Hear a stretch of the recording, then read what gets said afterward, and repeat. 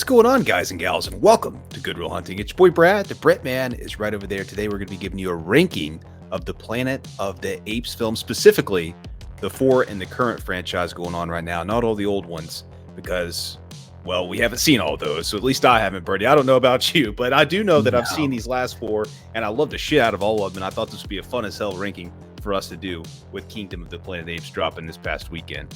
Oh no, absolutely. Even though I will say, back in high school, I did watch the original King of the Apes, where we get the classic line of "Damn you to hell!" But it's been such a long time ago, I don't really remember it. It'll be fun to rewatch it, maybe in the future when we do an Ultimate Planet of the Apes. But yes, like Brad says, here's the movies we are going to rank today. We're going to only rank Fear.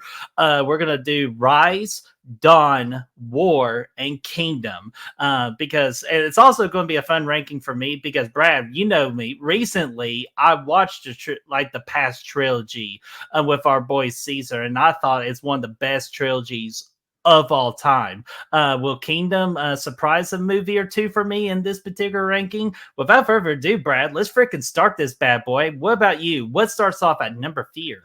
Well, first off, I got to say this, man. I think the one thing about this franchise is it's so good across the board. Like, you're talking one of the best trilogies of all time.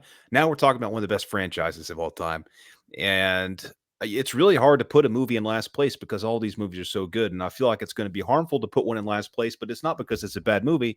It's just because of the competition is so stiff. Exactly. And another thing about these movies is they all offer you something different, man. You got the origin story, you got the brink of war, you got the war itself, and you got the aftermath so far. So I love it for that. But let's go ahead and move in with this number 4 option for me. I think at this point, and again, it's hard to put it here because I love the movie, I have to go Kingdom of the Planet of the Apes, the newest one. And it's not necessarily because I don't know. You know, it's new, it's brand new. I'm not ready to push it up yet. It could happen. It's up there. It's close to these other ones. It's not like it's a huge step down.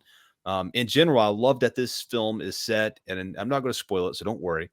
But I love that this film is set, you know, generations after the events of the first trilogy. We get a world run by apes. I love that a lot. The world that we're in is awesome. It's unique.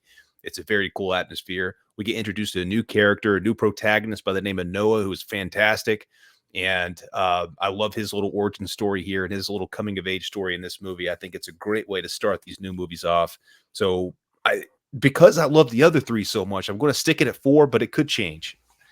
All right, man, dude, what a freaking start, man. But you know what? You might not ready to freaking build you up or pump you up. I'll pump it up here in a minute because my number Fear, Brad, might be a little controversial, maybe, but like you said, it's hard to rank these movies because they're all so damn good. But my number 4, as of right now, is going to be War of the Planet of the Apes. Again, really great with what they did with this movie as the third movie of that particular trilogy. I thought they landed with everything, with finishing off Caesar's character, introducing Woody Harrelson, playing a decent villain.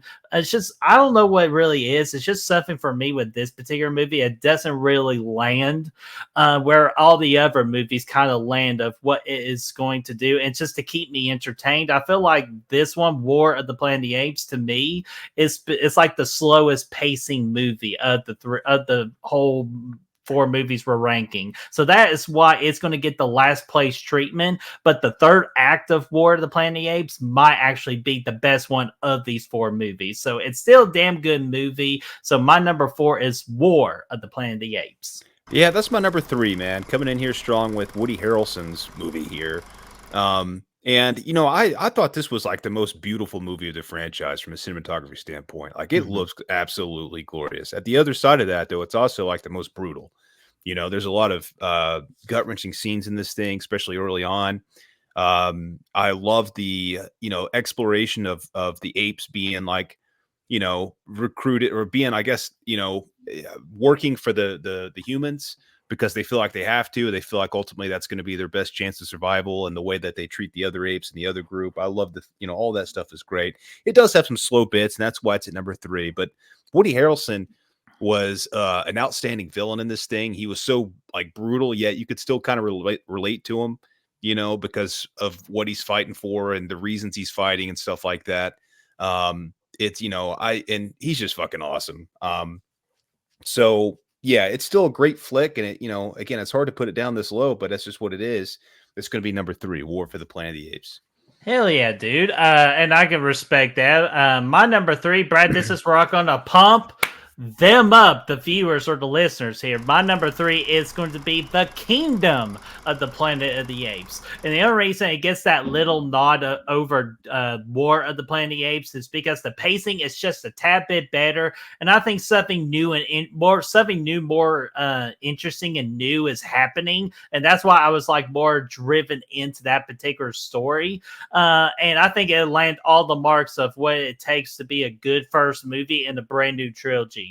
A good protagonist that we can get behind throughout the entirety of the new trilogy. I thought Noah was a very good character. Wanted us leading to more to know about him. The human of Maya or Nova, I think she's going to be a very interesting character within this particular trilogy. But for this particular movie, she was just okay. The visuals, the cinematography, the camera shots, the action, all really solid in this, but not better than the other 2 movies I'm getting ready to mention here in a bit. So my number 3, as of right now, Kingdom of the Planet of the Apes. Dig it. Number 2 for me, the one that starts it all, Rise of the Planet of the Apes. This is the origin story, man. This is James Franco coming in. This is the same James Franco from Spider-Man coming in. And, just, telling the story of how Caesar and the apes came to be, what made them get so smart, what made the humans lose their grip on the world, how they caused everything for themselves. Our boy John Lithgow, we're talking about him again for the second time this week. He was in there very randomly, it seemed, but he was there nonetheless. I liked him a lot. I thought this was a great origin story, though. It crams a lot in a 2-hour period. And I do appreciate it for not making a 3-hour movie, but at the same time, I feel like, some of the things probably needed a little bit more time. The third act's pretty rushed. The whole storyline with John Lithgow is kind of rushed. But at the end of the day, it's a very solid, fantastic origin story for all of this. And the way we get to see, like, Caesar getting raised and all that, and then him kind of meeting other apes and all that stuff. It's awesome. It's a great story, man. So give it to me at number 2, Rise. Hell yeah, buddy. And I'll tell you this, I am one of those people. I love me an original, like an original tale of everything going on. So that's why I agree with you, Brad. My number 2 is Rise of the Planet of the Apes. Also, I think this is an absolutely brilliant origin story. And it's like I talked about with Kingdom of the Planet of the Apes. The Rise of the Planet of the Apes was a great beginning of this particular trilogy, like a great way to kick it off. Getting to know a great protagonist of Caesar and watching that development grow and how he grows throughout the entirety of this film. I agree with you. I actually felt like this movie could have benefited, I say, with at least 20 to 30 more minutes. If we could have like put some like that extra time in particular things, more towards like the middle act, in my opinion. I felt like that's where it was really missing. It's just, I love Caesar. I thought Caesar was great. James Franco, I thought he did a great job being that sympathetic human being, while everybody else in the movie was pretty much an absolute piece of shit. And you kind of want to cheer for the apes towards the end of the film. But the third act of Rise of the Planet of the Apes, to me, it was just okay. Like, it accomplished its job for what it wanted to do with the story, but I kind of was expecting a little bit more with the third act. So that's that little detail why this movie does not become number 1 on my list, but a solid number 2 for Rise of the Planet of the Apes is a great place to be. It's a good spot, Birdie. It's a good spot. Number 1 for me, Dawn of the Planet of the Apes. Big surprise because it's the only one that was left. But this bad boy, Birdie, was the brink of war between the apes and the humans. And I just thought it was so tense throughout. You had all these moments where you're sitting here, you're exploring, which side is right, which side's wrong. We're figuring out the truth that both sides are right in their own way. There's 2 truths to everything. They're both, very correct in some of the ways they're thinking, but it just takes a couple bad apes, man. And a bad human to get things kicked off, and to a point of no return here. And I love it for that, man. You're sitting there, you got the 2 leaders of the human leader and the ape leader. They're both trying to work together. They're both trying to do things the right way. They think they Mhm. can work together, and there's a couple of just screwballs in there screwing things off. But it's really just that fork in the road, man. Of are we going to be able to coexist, or is there going to be war? And is this world going to change forever because of it? So I love that, man. We get to experience both sides' point of views throughout this movie, so we get to kind of see what both sides are thinking. I like that a lot. It also explores the idea that not all, the apes aren't perfect either, Mhm. and so I like that as well. I thought this movie's fantastic for all that. It's a lot of great character moments. Jason Clark, one of my favorite things he's done, honestly, and Caesar shines too. Hell yeah, dude. And I'm just going to just jump on in with it, with my number one also being Dawn of the Planet of the Apes, because this is almost kind of like if you got to look throughout the film history on what you're supposed to be doing in a sequel within a trilogy. Dawn of the Planet of the Apes is a great film to study based off that because it does twice as more than the first movie does. Check. More action. Check. Which, Brad, I'll be honest with you, I think Dawn of the Planet of the Apes still has the best action throughout the entire the ranking of the movies that we did, in my personal opinion, especially with that third act. The third act is the one of like, what am I waiting for? I've been waiting for this. This is kind of like what I wanted from Rise of the Planet of the Apes, but I'm glad we got it in Dawn. But just to kind of add to what you said, because you were spot on with what you said, but the one I want to really bring in, we finally had a great villain in Koba.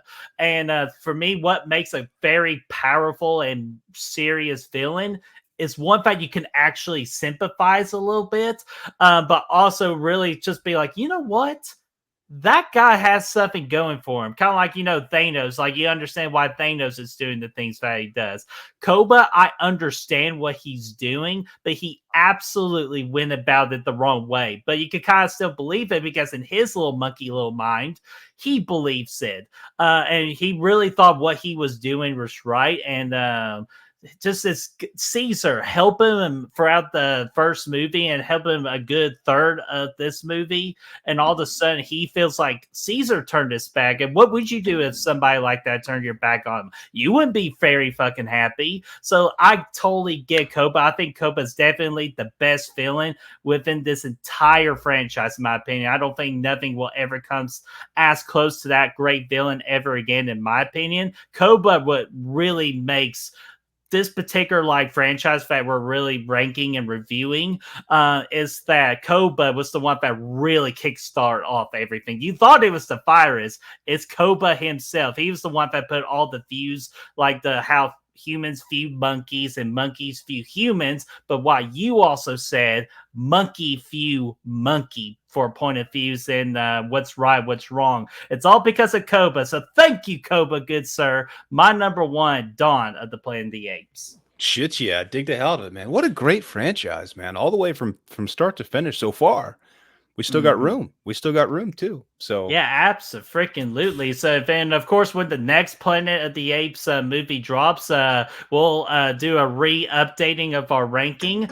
So that could be expected in the very far future. And you know what? Maybe after the third movie of this brand new trilogy ends, maybe during that time we've watched all the Planet of the Apes and we'll just rank all these bad boys. But until then, we're going to stop it at this one. And I want to ask you guys, what did you think about our Planet of the Apes of Rise, Dawn, War, and Kingdom? Do you agree with our ranking? Do you have a different ranking than we do? Let us know in the comment section down below. Let's get that discussion rolling. and if you want to help us find the good reels, you can do so by finding us at all of our socials down below, right there in the description. They're there for you. Absolutely. And without further ado, Brad, we're going to get on out of here and we will see you all in the future for the next Planet of the Apes ranking. Woo!